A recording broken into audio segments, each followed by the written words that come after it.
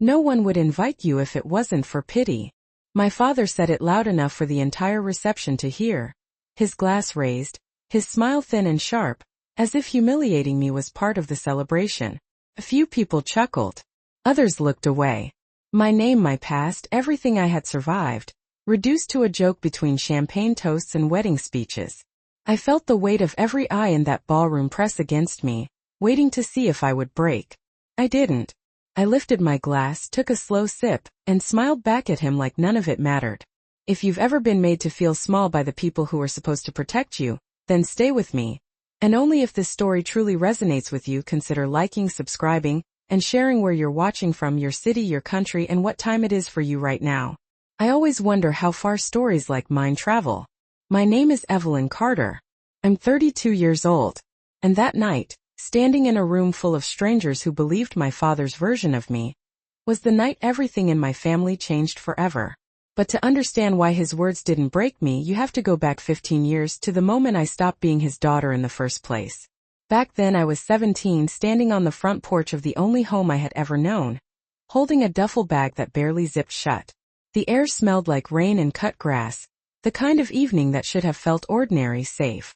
Instead, it felt like the ground beneath me had disappeared. My father didn't yell that night. He didn't need to. His voice was calm, almost casual, which somehow made it worse. He told me I was a disappointment, that I had embarrassed him, that I wasn't the daughter he raised. My mother stood behind him, silent, her arms folded like she had already accepted his version of the story.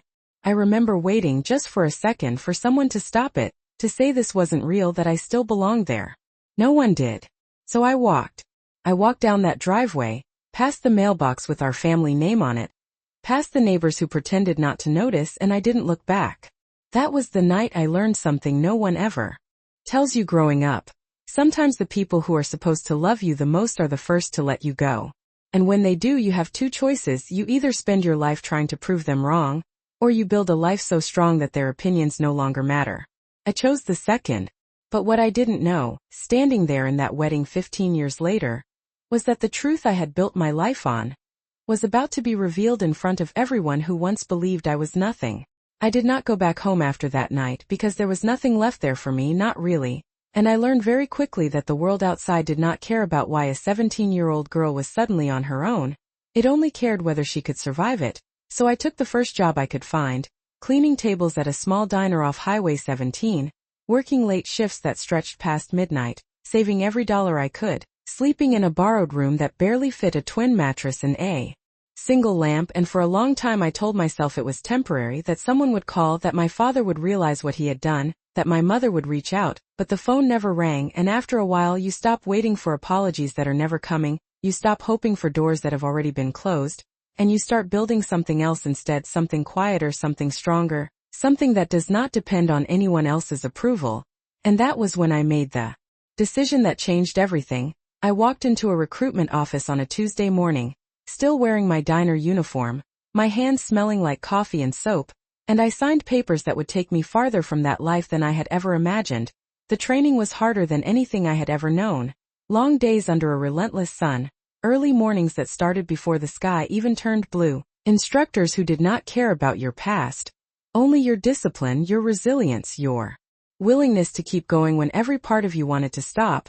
And I failed more times than I can count in those early months, small things, details, moments where doubt crept in and whispered that maybe my father had been right about me, that maybe I was not enough. But every time that thought appeared, I remembered the look on his face the night he told me to leave, and instead of breaking me, it became fuel, something steady and controlled, not loud, not dramatic, just a quiet refusal to prove him right. And slowly, piece by piece, I changed. I learned how to carry myself differently, how to speak with clarity, how to make decisions without hesitation, how to lead when no one else stepped forward, and years passed. In a way that felt both fast and impossibly slow. Promotions came not because anyone knew my story, but because I earned them step by step, rank by rank, until one day I looked in the mirror and did not see the girl who had stood on that porch anymore. I saw someone else entirely, someone who did not need validation from a family that had already made up its mind about her. And still, despite everything, there was a part of me that wondered what it would feel like to walk back into that world. Not to ask for anything, not to prove anything, but simply to exist in front of them as who I had become. So when the invitation arrived, formal and unexpected, with my sister's name printed in elegant script across the top, I stared at it longer than I should have, weighing a past I had buried against a present I had built from nothing, and in the end, I told myself I would go, not for them, not even for her, but for me, because sometimes closure is not about what others say, it is about what you no longer need to hear. And as I stepped into that ballroom 15 years later, dressed in a way that revealed nothing and everything at the same time, I already knew one thing for certain: I was not the same person they remembered, even if they had no idea who I had become. The first thing I noticed was not the music or the flowers or even my sister in her white dress. It was the way conversations shifted when I walked into the room, like a subtle current moving beneath the surface, smiles tightening just a little, voices lowering half a tone, people pretending not to stare while clearly trying to place me, and I understood immediately that I had not been invited as family, I had been invited as a story, something half remembered, half misunderstood, something they could whisper about between glasses of champagne. I moved through the reception slowly, deliberately, my posture straight, my expression calm, because I had learned a long time ago that the way you carry yourself determines how long people feel entitled to question your worth, and yet the details kept revealing themselves one by one. My name was not listed at any of the main tables. Instead, I found it printed on a small card near the back, placed beside distant relatives and plus ones who did not know who I was, the kind of seat you give to someone you do not want seen. And I almost smiled at that, not out of amusement but out of recognition, because this was familiar, this quiet way of being pushed to the edges without anyone having to say it out loud. I sat down, folded my hands in my lap, and let the room unfold around me. Waiters moving between tables, laughter rising and falling, the soft clink of glasses echoing under the high ceiling. And then I saw him, my father, standing across the room, surrounded by guests, telling a story with animated gestures, his voice confident, assured, the same voice that had once decided I did not belong in his life anymore. And for a moment, just a moment, I wondered if he would hesitate when he saw me, if there would be even the smallest flicker of recognition, regret, anything that suggested the years had changed something inside him. But when his eyes finally met mine, there was nothing, no surprise, no warmth, only a brief pause before he turned slightly, leaned toward the people beside him, and said something that made them laugh, and I did not need to hear the words to understand their meaning, because I had lived that tone before. I had been the subject of those quiet jokes, those dismissive remarks that reduced a person to a single narrative that was easier to share than the truth, and still I did not move, I did not react, because reacting would have given them exactly what they expected.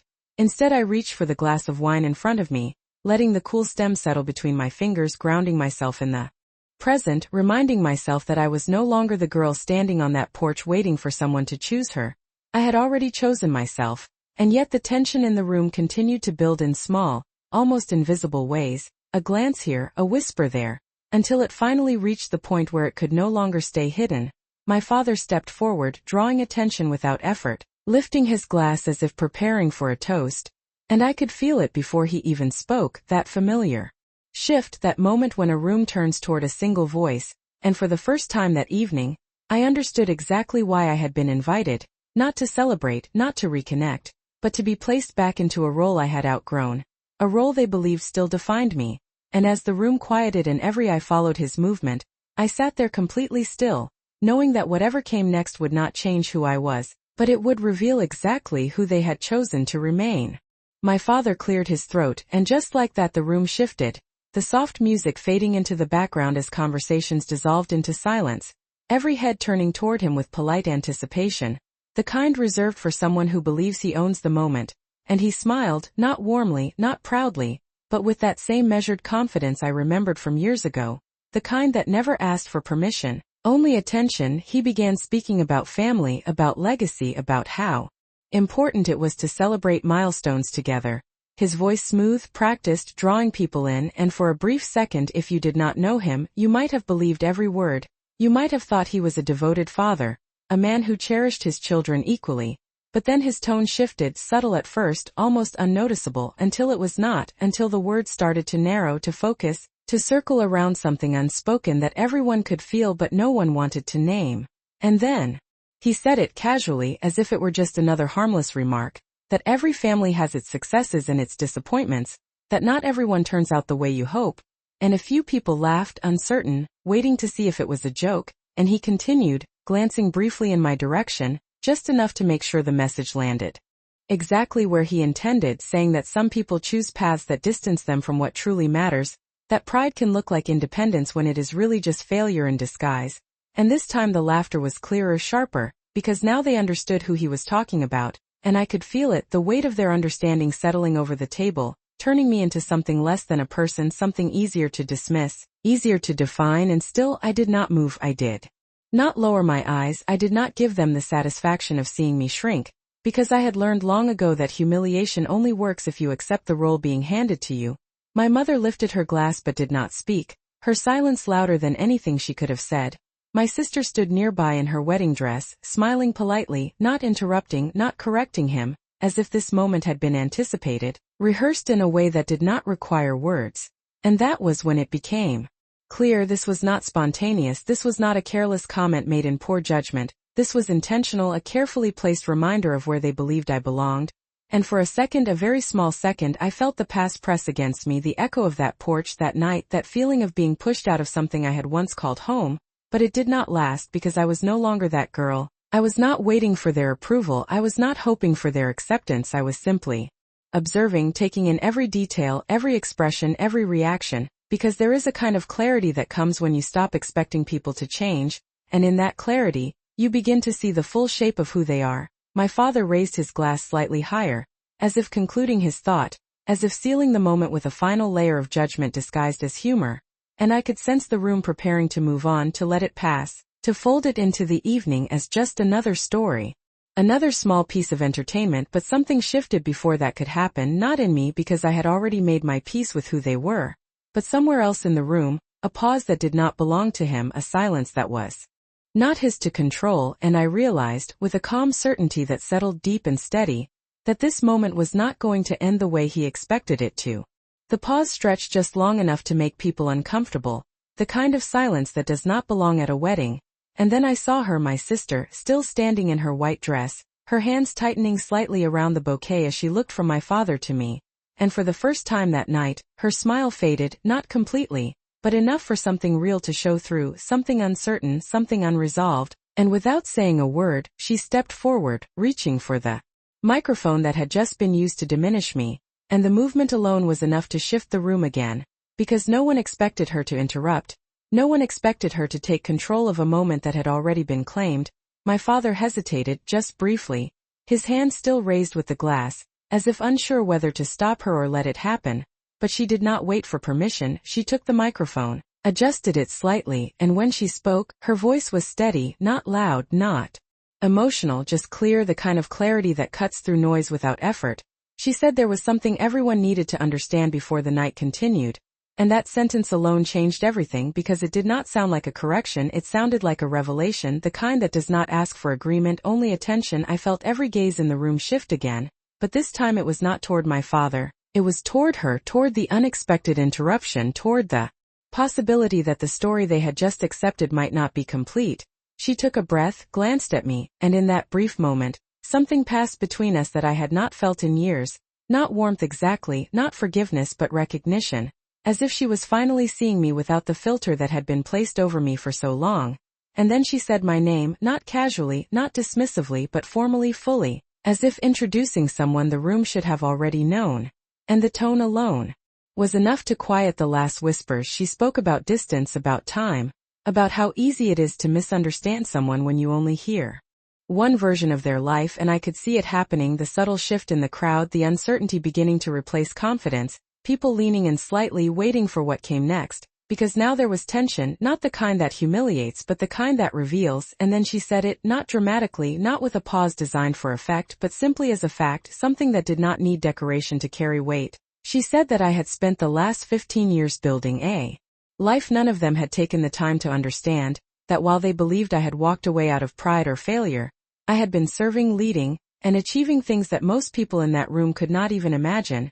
And I did not move, I did not react, because this moment was not about proving anything, it was about allowing the truth to exist where it had been ignored, and I could feel it, the room recalibrating, the quiet recalculation of assumptions, the way people begin to question what they thought they knew. My father lowered his glass slowly, the confidence in his posture shifting into something less certain, something more contained, because for the first time, the narrative was no longer his to control, and as my sister continued, her voice steady, her words precise, I realized that this was not just an interruption, it was a reversal, not loud, not chaotic but undeniable, the kind that does not need confrontation to dismantle everything that came before it. And, standing there, in that room that had once felt so heavy with judgment, I felt something else take its place, not triumph, not even satisfaction but clarity, the kind that comes when the truth finally stands on its own, and cannot be ignored any longer.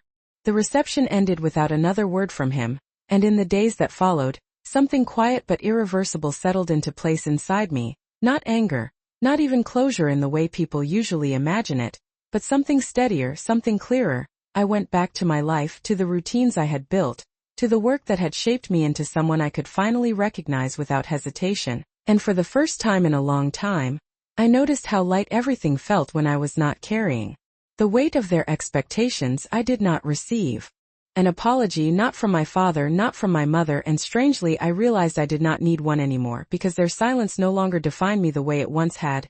I had spent years thinking that healing meant being understood by them, but it turns out healing sometimes means understanding yourself well enough that their version of you loses its power, and that night did not fix my family, it did not rewrite the past, but it gave me something far more important. It gave me clarity, the kind that allows you to set boundaries without guilt, to walk away without explanation, to choose peace over validation. And if you are listening to this and you have ever been made to feel like you were not enough by the very people who were supposed to love you, I want you to know that their inability to see your worth does not mean it is not there. It only means they chose not to look. And you are allowed to build a life where their approval is no longer required. You are allowed to become someone they do not recognize, because that might be exactly who you were meant to be all along. Thank you for staying with me through this story. Truly it means more than you know.